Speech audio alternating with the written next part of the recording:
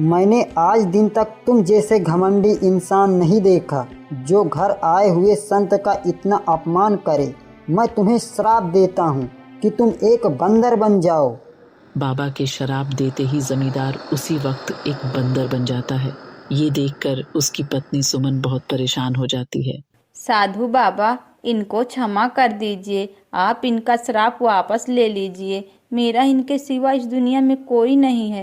रायपुर नामक गांव में एक देवलाल नाम का जमींदार रहता था, जिसके पास धन दौलत की कोई कमी नहीं थी, लेकिन वो घमंड में हमेशा चूर रहता था, जिस वजह से पूरे गांव वाले उससे परेशान रहते थे। फिर एक दिन जमींदार की पत्नी सुमन बोलती है, अजी सुनते हो, आपसे मिलने राम दयाल आया है। वो कब से आपका इंतजार कर रहा है, आप जाकर उससे मिल लीजिए। अरे तुम भी ना देख रही हो, मैं पूजा करके आया हूँ। तुम मेरी पूजा को भंग करने में लगी हुई हो। उसको बोल दो थोड़ी देर वो मेरा इंतजार करेगा। मैं नाश्ता करने के बाद आता हूँ। राम दयाल बहुत रो रहा है, बोल रहा है कि उसकी बीबी की बहुत जोरों से तबीयत खराब है, उसको डॉक्टर के पास लेकर जाना है, इसलिए वो आपसे कुछ पैसे उधार लेने के लिए यहाँ पर आया है। और आपकी पूजा भी तो खत्म हो गई, तो आप जाकर एक बार मिल लीजिए, फिर बाद में नाश्ता कर लेना। तुम मुझे गुस्सा दिला रही हो। तुम देख रही हो ना, मैं नहा धो करके पूजा करके उठा हूँ और तुम दलित आदमी से मिलने को कह रही हो। वो छोटी सी जात के लोग हैं, वो पता नहीं कहाँ कहाँ से आया होगा। तुम उसे यहाँ से भगा दो। आप भले ही पूजा पाठ कितना भी कर ले, लेकिन आपको पुण्य बिल्कुल भी नहीं मिलेगा, क्योंकि आप किसी भी गरीब का भला नहीं करते हो। एक तो बेचारा इतना परेशान है, ऊपर से उसकी बीबी बीमार है और उसे डॉक्टर के पास लेकर जाना है, और आप हैं कि उसे छुआछूत कहकर भगा रहे हो। तो क्या पूरे गांव के भिखारियों का मैं ही ठेका ले रखा है क्या? सभी मुंह उठाकर यहाँ चले आते हैं पैसे मांगने के लिए। सुमन और जमींदार दोनों आपस में बहस कर ही रहे होते हैं कि तभी उनके घर में रामदयाल आ जाता है। ये देखकर जमींदार को बहुत गुस्सा आ जाता है और वह गुस्से से रामदयाल को कहता है, तुम्हारी इतनी हिम्मत कैसे हुई हमारे घर में घुसने की? चलो जल्दी बाहर चलो, निकलो यहाँ से। मालिक, मेरी पत्नी की तबीयत बहुत खराब है, उसको डॉक्टर के पास लेकर जाना है। मैं अपने ज़मीन के कागजात लेकर आया हूँ कि आप इनको गिरवी रख कर मुझे कुछ पैसे दे दीजिए, जिससे मैं अपनी पत्नी को डॉक्टर के पास लेके जा सकूं। मालिक, क्या कहा तुमने? तुम्हारे पास जो ज़मीन थी वो तो ज़मीन तुम पिछली बार ही आकर गिरवी रख कर गए थे। इस बार कौन सी ज़मीन की कागजात लेकर आए हो? हाँ मालिक, आप बिल्कुल सही कह रहे हो, लेकिन मालिक मैं इस बार मेरे घर के कागजात लेकर आया हूँ। अच्छा, तो तुम अपने घर के कागज गिरवी रखवाना चाहते हो? ठीक है, मैं तुम्हें इस बार सिर्फ 10,000 ही दे सकता हूँ, वो भी मुझे 1 महीने के अंदर वापस चाहिए, वो भी ब्याज समेत। अगर तुम्हें ये पैसे 1 महीने के अंदर नहीं लौटाए तो मैं तुम्हें तुम्हारे घर पर कब्जा कर लूँगा। अगर तुम्हें ये मेरी शर्त मंजूर है तो मैं तुम्हें पैसे देने के लिए तैयार हूँ। मालिक, मैं 1 महीने में इतने सारे पैसे कैसे दे सकता हूँ? मेरे पास तो कोई आमदनी भी नहीं है जो मैं आपको 1 महीने में ही पैसे वापस दे सकूँ। आप दया कीजिए इस बार गरीब पर। मालिक, मैंने यहाँ कोई धर्मशाला नहीं खोल रखी जो सबकी मदद करता रहूं। अगर तुम्हें मेरी शर्त मंजूर है तो मैं तुम्हें अभी पैसे दे देता हूं, नहीं तो तुम यहाँ से जा सकते हो। नहीं मालिक, अगर मैं पैसे लेकर नहीं गया तो मेरी पत्नी मर जाएगी। दया करके आप ये कागज ले लीजिए और मुझे पैसे दे दीजिए मालिक। फिर जमींदार रामदयाल के घर की कागज ले लेता है और उसको पैसे दे देता है। फिर रामदयाल पैसे लेकर अपने घर आ जाता है।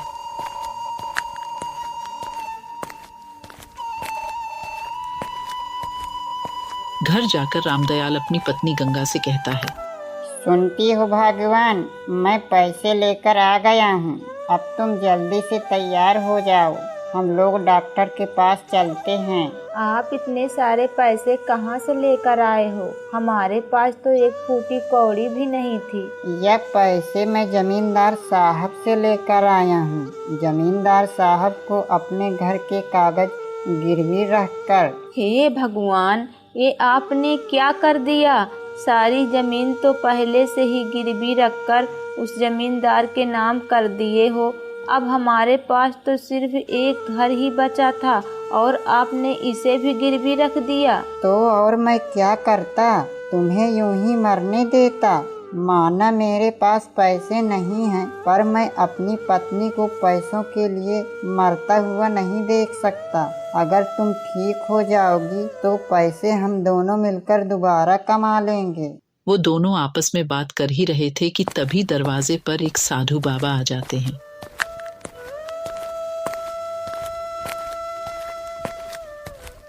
कोई घर में है? साधु की आवाज सुन के गंगा घर के बाहर जाती है। कहिए साधु बाबा, मैं आपकी क्या मदद कर सकती हूँ? पुत्री, कुछ खाने को हो तो मुझे दे दो, बड़ी जोर से भूख लग रही है। बाबा, मेरे घर में खाने को कुछ भी नहीं है, सिर्फ एक रोटी है। अगर आप बुरा ना माने तो मैं वो लाकर आपको दे दूँ। कोई बात नहीं बेटी, भरपेट खाना खाना जरूरी नहीं होता है। हम साधु के लिए कोई प्यार से एक निवाला दे दे, वही काफी है। फिर साधु बाबा गंगा के हाथ से एक रोटी भिक्षा में लेकर आगे की तरफ चले जाते हैं।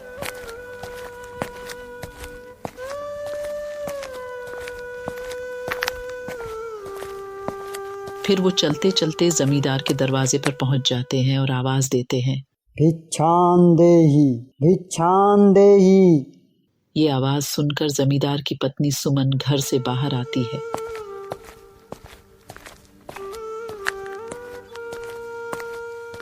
प्रणाम साधु बाबा, आइए आइए, अंदर आइए और बैठिए, मैं आपके खाने का इंतजाम करती हूँ।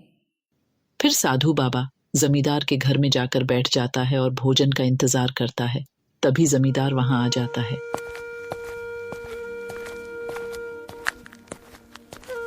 साधु बाबा को अपने घर में देखकर उसे बहुत गुस्सा आ जाता है और वो अपनी पत्नी के पास जाता है। सुमन, मैंने तुम्हें कितनी बार कहा है कि किसी भी भिखारी को घर के अंदर नहीं लाना है, और तुम आज फिर से इस बूढ़े को घर के अंदर ले आई और बिठा दी। मैंने तुझे कितनी बार कहा है कि हर किसी को घर के अंदर नहीं लाना है, और ना ही मुझसे बिना पूछे किसी को कुछ देना है, और ना ही किसी को कुछ खिलाना है। जी, आप ये क्या बोल रहे हो? थोड़ा धीरे बोलिए। साधु बाबा अगर वो ये बात सुन लेंगे तो आपको श्राप दे देंगे। अरे ये क्या श्राप दे देंगे? मैं बहुत अच्छे तरीके से जानता हूँ इन ढोंगी बाबा को। इन ढोंगी बाबा को जो भेष बदलकर मांग मांग कर खाते हैं, और तुमने बिना सोचे समझे उनको घर में बिठा लिया, पूरा घर भी गंदा करवा दिया। मैं अभी उस ढोंगी बाबा को भगा कर आता हूँ। लेकिन साधु बाबा जमींदार और सुमन दोनों की बातें सुन लेते हैं और वो साधु बाबा बाहर आकर गुस्से से जमींदार से कहते हैं, मैंने आज दिन तक तुम जैसे घमंडी इंसान नहीं देखा जो घर आए हुए संत का इतना अपमान करे। मैं तुम्हें श्राप देता हूँ कि तुम एक बंदर बन जाओ। बाबा के शराप देते ही जमींदार उसी वक्त एक बंदर बन जाता है। ये देखकर उसकी पत्नी सुमन बहुत परेशान हो जाती है। साधु बाबा, इनको क्षमा कर दीजिए, आप इनका श्राप वापस ले लीजिए। मेरा इनके सिवा इस दुनिया में कोई नहीं है। इनसे अनजाने में गलती हो गई है। इन्हें आपके बारे में पता नहीं था, इसलिए आप इन्हें माफ़ कर दीजिए। मुझे क्षमा कर दीजिए। मैं कभी भी साधु या गरीब आदमी का अपमान नहीं करूँगा। मुझे आप पहले जैसा कर दीजिए। मैं अपना श्राप तो नहीं ले सकता, लेकिन मैं इसका तुम्हें तोड़ जरूर बता सकता हूँ। जब तुम किसी नेक इंसान के घर में खाना खाओगे तो थोड़ा ठीक हो जाओगे। दूसरा, जब किसी गरीब इंसान की या ज़रूरतमंद इंसान की मदद करोगे तो आधा ठीक हो जाओगे। और तीसरा, जब तुम भले साधु या पंडित का जूठन खाओगे तो पूरी तरह से ठीक हो जाओगे। ऐसा कहकर वह साधु बाबा वहां से चले जाते हैं।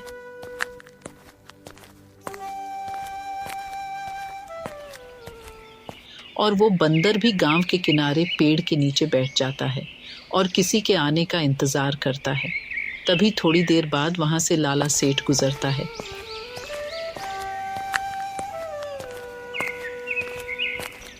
और वो बंदर को देखकर कहता है, अरे यार, ये कितना गंदा बंदर है, मेरे कपड़े गंदे हो जाएंगे, इसे भगाओ यहाँ से जल्दी से। जंगली जानवर कहीं का, पता नहीं कहाँ कहाँ से चले आते हैं। हाँ चल, भाग यहाँ से, भाग यहाँ से, पता नहीं कहाँ कहाँ से चले आते हैं जंगली जानवर। फिर लाला का आदमी जैसे ही बंदर को मारने के लिए आगे बढ़ता है तो वो बंदर वहां से भाग जाता है।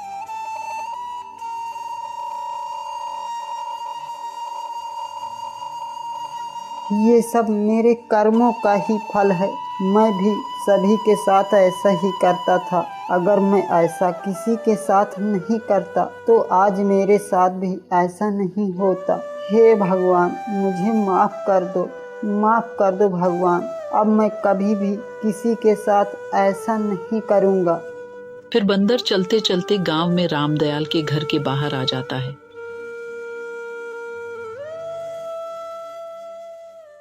रामदयाल और उसकी पत्नी दोनों दिल के बहुत ही नेक इंसान थे। वो अपने घर पर आए हर एक पशु पक्षी को खाना दिया करते थे, भले ही उसकी पत्नी बीमार क्यों ना हो। अरे ये तो रामदयाल है, जिसे मैंने अपने घर के अंदर भी नहीं आने दिया था। काश मैं ऐसा नहीं करता और सभी ब्राह्मण और गरीब मजदूर लोगों की मदद करता और उसके बदले उनसे कुछ नहीं लेता, तो आज ये मेरी हालत ऐसी नहीं होती।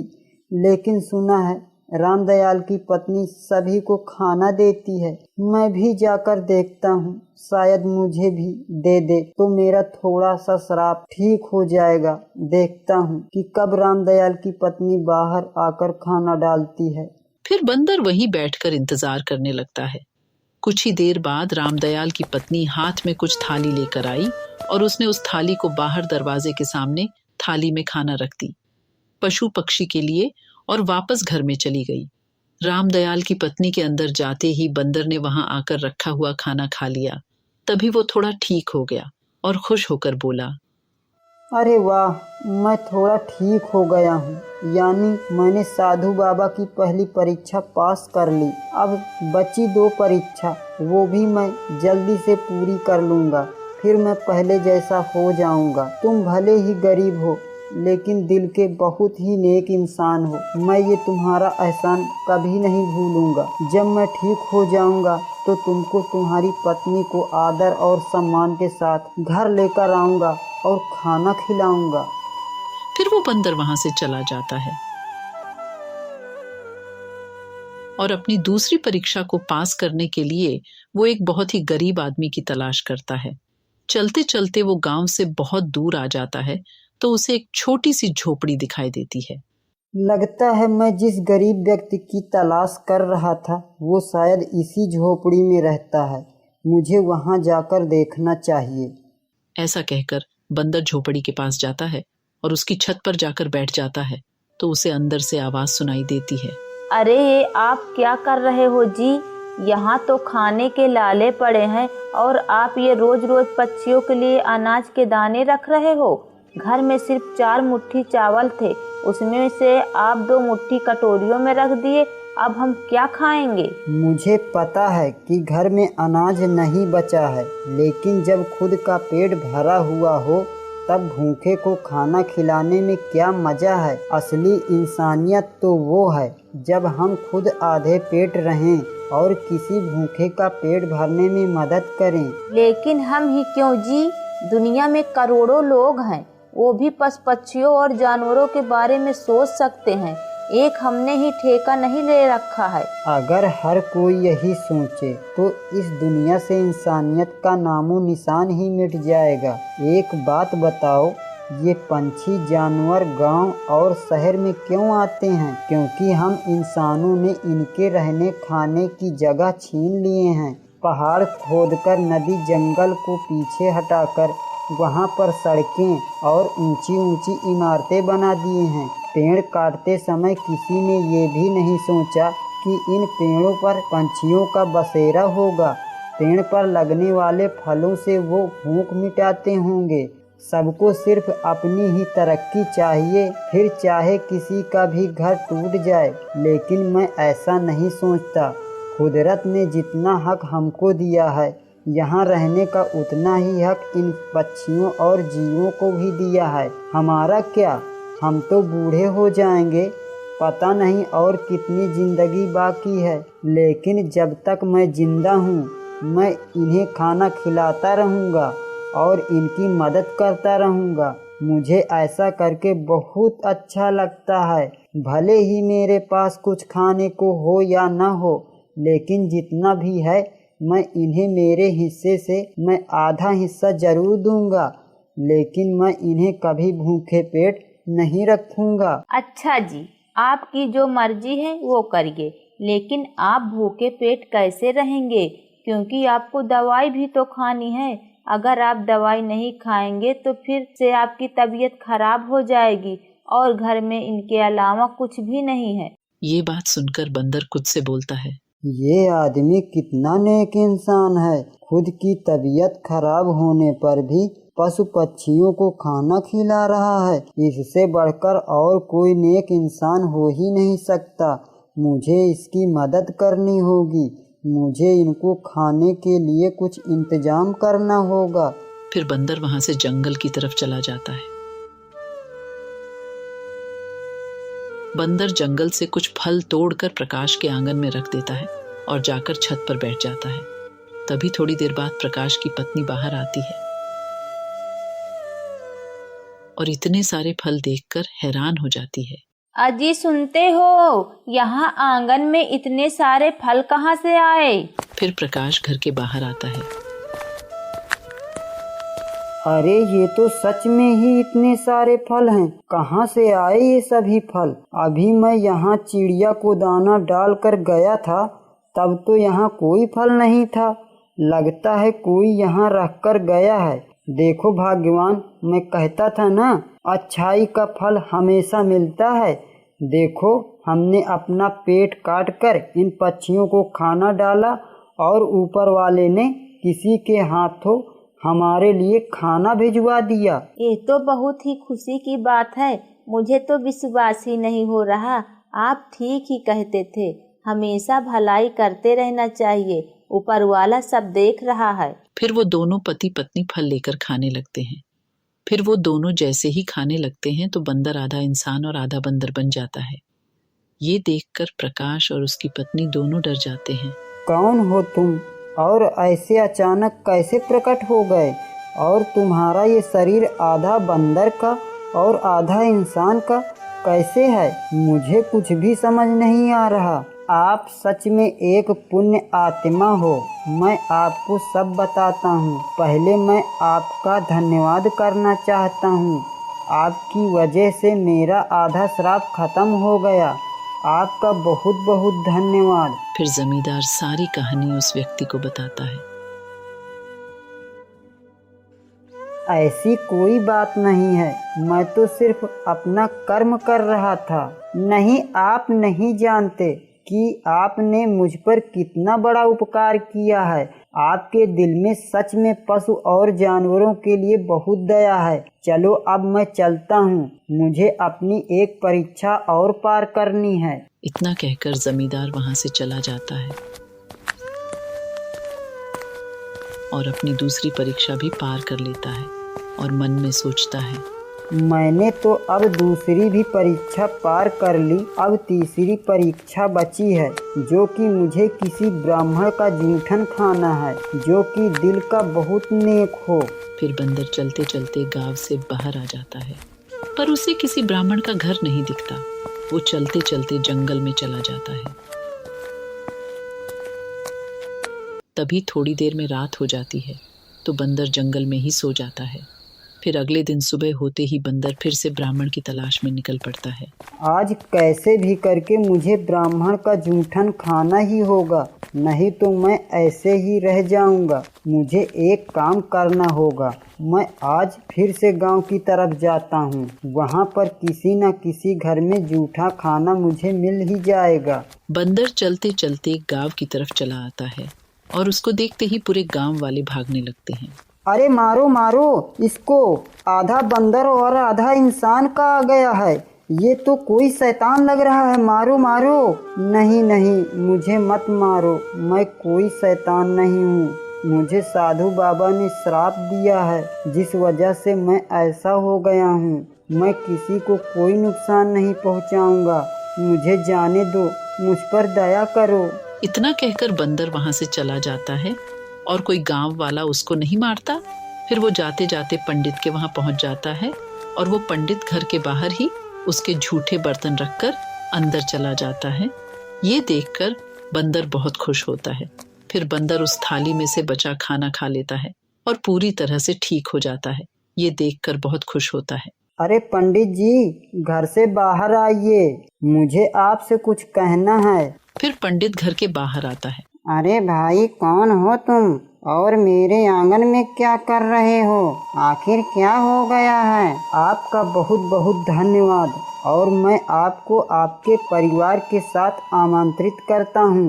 आप मेरे घर पर आइए और भोजन ग्रहण कीजिए। ठीक है, मैं अवश्य आऊँगा। फिर जमींदार वहां से सीधा रामदयाल के घर आ जाता है। जमींदार को देखकर रामदयाल की पत्नी डर जाती है। रामदयाल, तुम और तुम्हारी पत्नी दोनों आज शाम को मेरे घर आना, मुझे तुम दोनों से कुछ कहना है। मालिक, मेरे पास पैसों का इंतजाम नहीं हुआ, कृपया करके आप मुझे कुछ दिन की और मोहलत दे दीजिए। मालिक, मैं आपके पूरे पैसे वापस कर देंगे। आप चिंता मत कीजिए, मैं इस बारे में आपसे बात नहीं कर रहा हूँ। मैं आपकी जमीन के सारे कागजात और घर के सारे कागजात वापस दे दूंगा, इसलिए मैं आप दोनों को अपने घर बुला रहा हूँ। इतना कहकर जमींदार अपने घर के लिए निकल जाता है। जमींदार को सही देखकर उसकी पत्नी सुमन बहुत खुश हो जाती है। देखो भाग्यवान, मैं बिल्कुल ठीक हो गया हूँ और तुम मुझे माफ कर दो। मैं तुम्हें हमेशा दान धर्म करने से रोका करता था, आज से मैं तुम्हें दान धर्म करने के लिए कभी नहीं रोकूंगा। अब मुझे सब समझ आ गया है, इस दुनिया में दान धर्म से बड़ी चीज और कोई नहीं है। इंसान के साथ ऊपर केवल उसके कर्म ही जाते हैं। मैं भी अब सब गरीब के जमीनों के कागजात उन्हें वापस लौटा दूंगा और आज से रोज गरीब ब्राह्मणों को भोजन कराया करूंगा।